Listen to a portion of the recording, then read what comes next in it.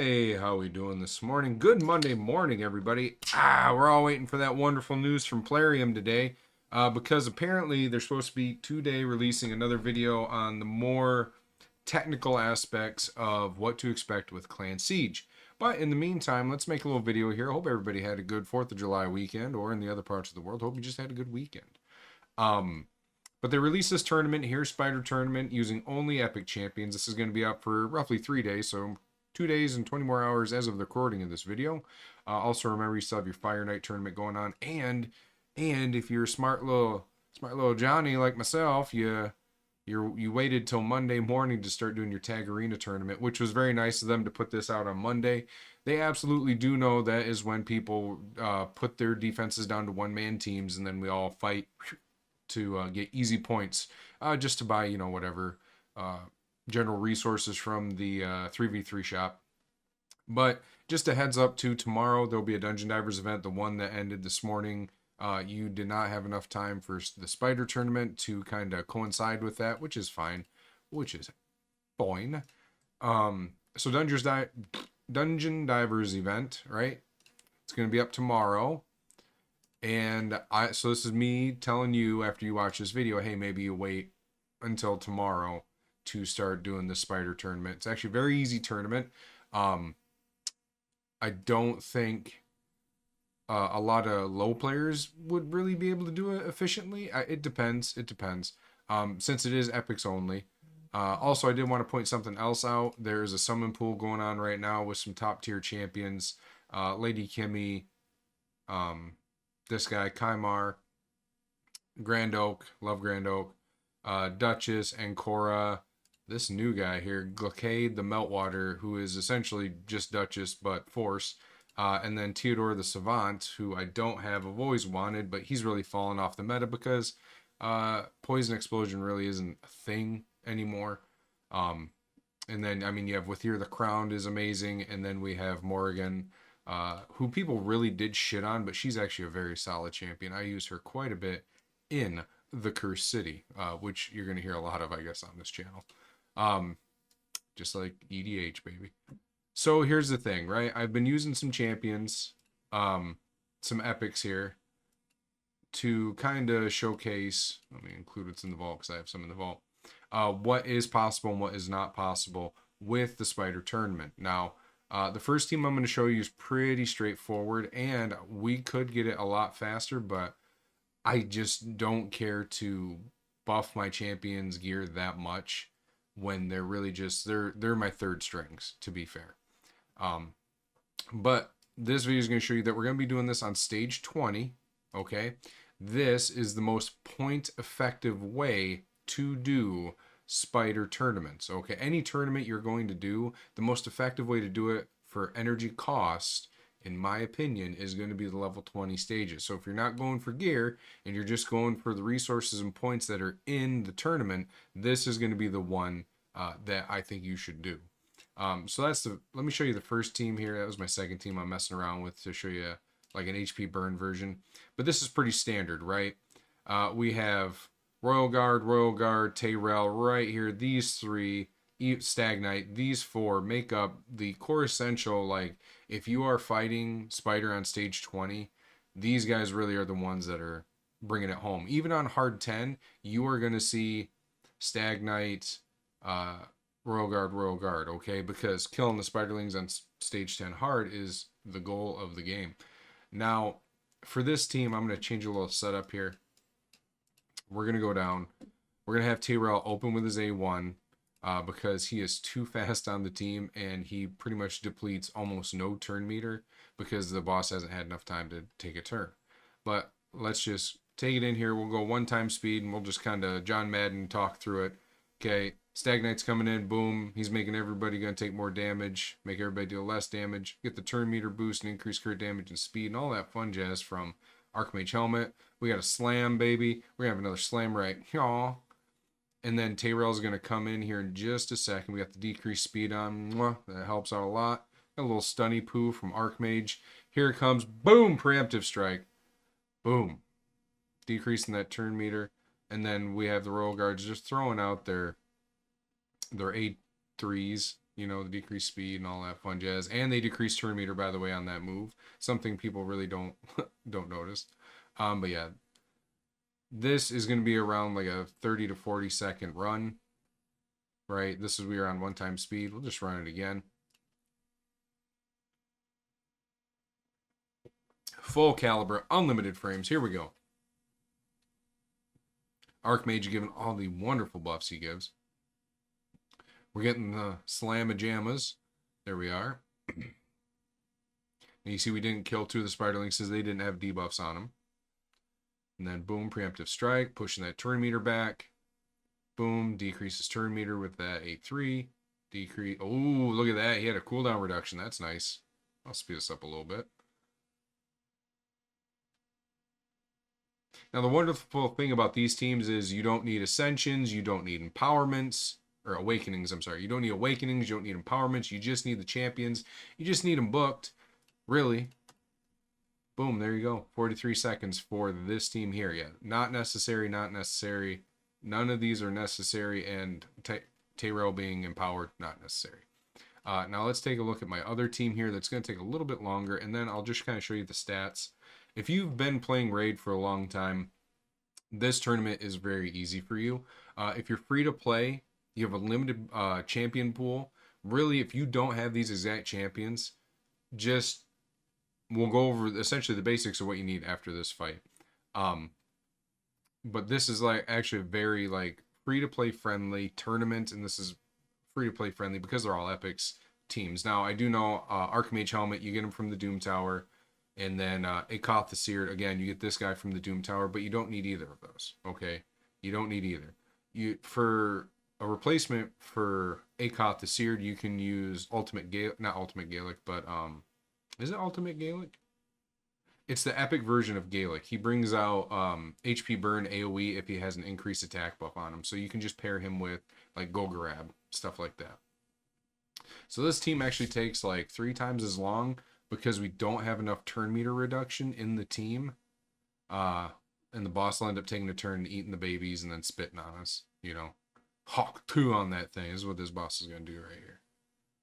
But right there, fucking what every man wants in the bedroom from a southern girl, apparently, allegedly. Here we are, coming in, giving that decreased crit rate, decreased turn meter. And also, yeah, I have Dark Kale in here because I thought he was going to speed the run up because he can proc HP burn and poison. But I'm really starting to find out it doesn't matter if he's in the team or not. He does increase the duration of HP burns and poison debuffs with his A2. But really, he's really not bringing a lot to the team. And also, if you're feeling pretty frisky, you could run these teams with fewer champions. If you can do it with fewer champions, you'll speed your time up. Boom. There you go. Boss is dead, minute 41. We were usually doing it about a minute 30. 5-star. That's a sell. Yeah, so let's just kind of go over the teams here, and we'll talk about possible replacements. Man, I thank you, Raid, for this filter. I'm just going to say that right away. Thank you for the filter. Epics only, and then we'll go recently used first, and then everybody that's in the vault. Okay, so this is Tyrell. These are his stats. I don't think I have any area bonuses for Spider. Oh, I do. I have a little bit in speed and a little bit in crit damage. Nothing crazy. Okay. But this is what he looks like here. 236 speed, 100% crit rate. Remember, you need 220 accuracy or more to land debuffs on the Spider on stage 20. And I believe it's the same actually all the way going up. Yeah, all the way to heart. So you just need 220 plus accuracy, I believe. Comment down below if I'm an idiot. Probably. He's got cruelty. This really doesn't matter. It actually makes them run longer because of the Spiderlings taking more damage on the HP burn team, but it actually makes the run go faster on the team that just, slam a jamma. I have him going down here to War Master. You really don't need anything else. Akoth the Seared, no masteries. He is fully booked, though. He loves to read. What a golem, eh? What a golem. First in his class, I say. I have him on Commanding Presence because when I got him back in the day with this, I didn't know what to put on him. Blessings were brand new, and you're like, ooh, I don't know what to do with this guy, so I just did that. So, again, Blessing doesn't matter. Empowerment doesn't matter. I have him in Speed and just screwed up pieces of gear that don't matter.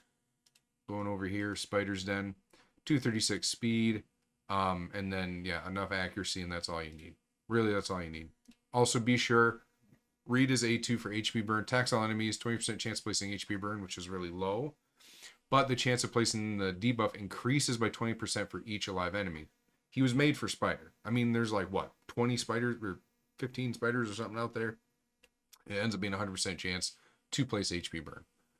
Create in the blue. Now, don't freak out about the stats or anything. I thought I had him a lot faster. My bad. I was using him for Fire Knight hard. So, 321 accuracy, 272 speed, and nothing else really matters. I do have him in Relentless. Also not necessary. Just hit the stat requirements. That's all you need, folks. And then, yeah, we'll go into the team presets too, and we'll just go from there. He's not even fully booked out either. Again, I was just getting him ready for Fire Knight Hard, and then I got Neldor, and then got like a 6-star blessing on Neldor, or is it 5? So, yeah, I kind of swapped Creed and the Blue out from Fire Knight Hard. So this Dark Kael, he is built for Ice Golem, and he was built for Dragon Hard as well. So I have him in an immunity set, and I have him with a lot of resistance and enough accuracy and decent speed, and then not great defenses because I want him to die during like the Ice Golem fight, because I run like a solo R-Tac at the end. So heads up there. But anyways, 249 speed, enough accuracy. That's all you need on the guy. I have him in immunity, and then I also have him in the Fortitude set to give him resistance and defense. Skills are fully booked. I have him on Cruelty, and his masteries are actually done. I brought him down to get more resistance for some reason. I can't remember. Boy, it was some boss. It was some boss I needed more resistance on so he could like place debuffs and stuff. But there you go. Again, this one definitely is not performing to the level I want it to, because I want this to happen more, to where he triggers HP burn and poison debuff on the boss. But I was using him here really for the Binding Darkness to increase the debuff duration of HP burn. And then I have him not using Reality Acid, which actually I might change to having him use Reality Acid, because that probably will speed up the run. We'll see.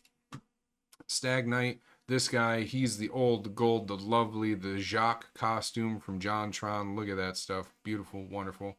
I mean, even his regular, I mean, he looks like Robert Baratheon from Game of Thrones, from the book depictions. The Stag Knight.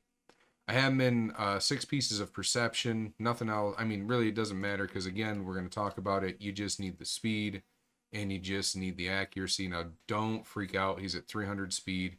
Don't freak out. He's almost 400 accuracy. You don't need that. He's only that way for Fire Knight Hard, because he is on my Fire Knight Hard 10 team. Masteries are as such, bringing him down to War Master. We got Sniper to help place the decreased speed. And then we have Master Hexer to extend the debuffs of decreased speed, decreased attacking, and decreased defense. And he also gives himself and his allies a little increased accuracy if a debuff they place is resisted. I mean, Stag Knight's still one of the best epics in the entire game, bar none, especially in this lovely little cockatiel outfit. All right, we're getting into Archmage Helmet. I have him in speed. He hasn't changed ever since I got him. I was using him in Spider forever. He was part of my speed team because he brings all those wonderful buffs. He's at 260 speed and 330 accuracy. Just need enough accuracy, again, to place his debuff, the stun, on his A2 to stun the Spiderlings. But again, he's really just in here to bring you increased speed, crit rate, and crit damage, just to really push the numbers up. And then that doesn't matter. And then I have him going all the way down to War Master. Okay? The Royal Guards. The one Royal Guard here, I use him to quickly deal with the Scarab King in Curse City and Doom Tower Normal. So he is in this Destroy set. It doesn't matter. For the damage dealers, you just need them 200 speed or more, right? And you need them with a lot of attack, roughly 3.5 to plus attack, and then as much crit damage as you can push, and then 220 plus accuracy if you can manage it. Accuracy is not needed. You don't need the decreased speed from their A3 or the decreased turn meter. It just helps.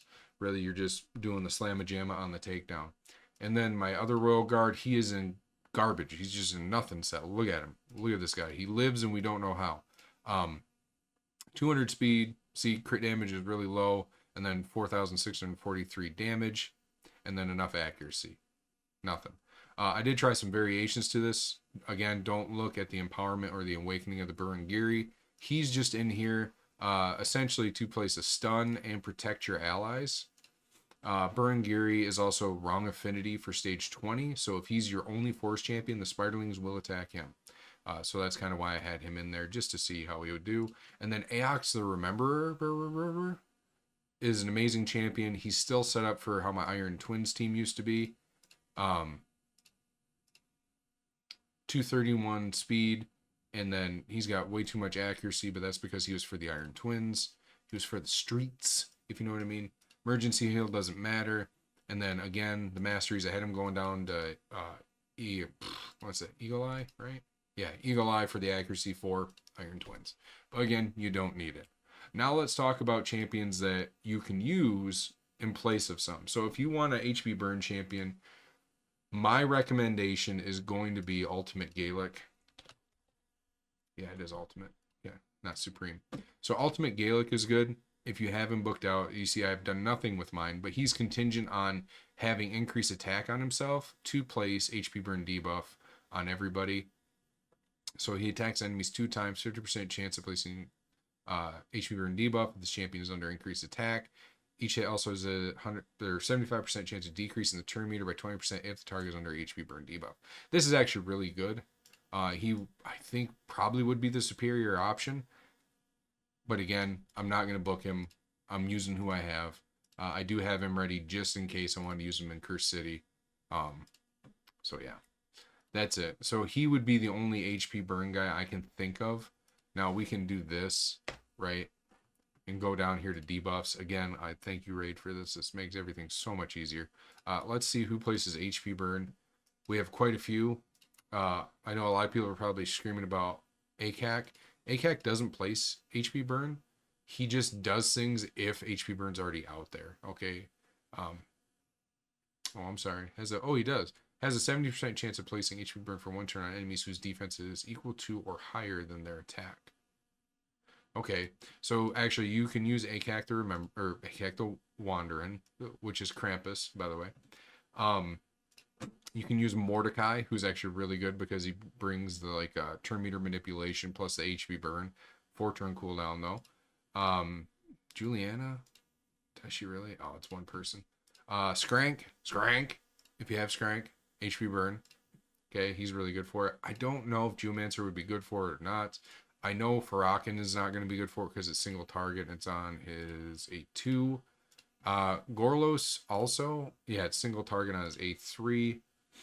Carlina, it's her A1 and it's not AoE.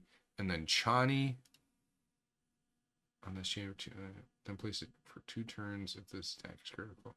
Yeah, it's 1 enemy, so no, not for Chani either. But yeah, so you have options in Mordecai, ACAC, Ultimate Gaelic, which he does bring turn meter manipulation, and so does Mordecai. Actually, I would recommend running these 2 in tandem. And then, but as you saw, I was using Akoth the Seared. So, but you have a lot of options out there, and this video is running hella long.